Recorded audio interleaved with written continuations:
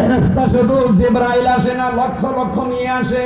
আর আল্লাহ বলেন আমি নিজে আমার সৃষ্টি জগতের উপর একটা বিশেষ নজর দেই, অন্য দিনও দেই, তবে এই শবে কদরে, শবে বরাতে একটা বিশেষ আলাদা নজর দিয়ে রাখি।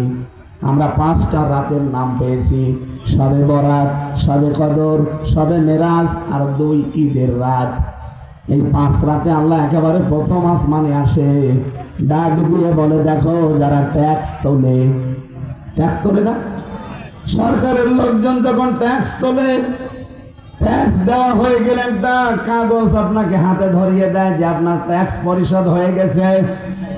আপনি যখন একটা মাস রোজা রাখবেন, হক আদায় করে, ঈদের দিন আমার ফেরেশতারা এসে আপনাকে একটা টোকেন ধরিয়ে দেবে যে আল্লাহর বান্দা, তোমাকে আল্লাহ জাহান্নাম থেকে মুক্তির একটা সনদ দিয়ে দিয়েছে।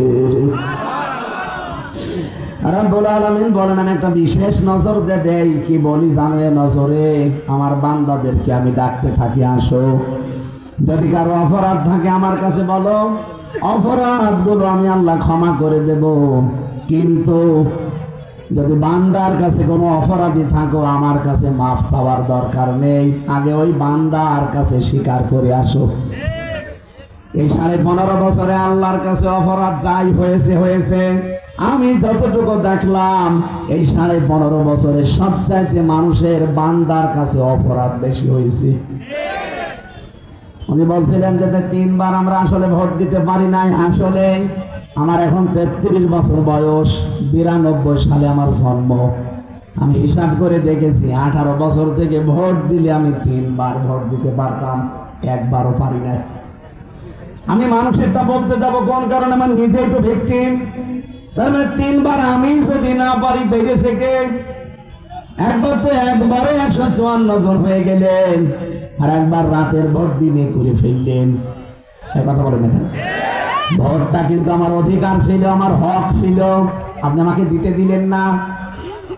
রাতের ভোট যে দিনে হয়েছে প্রমাণ আমার সাথে এক ওসি ছিল, ওই যে নুসরাত হত্যা মামলার ওসি।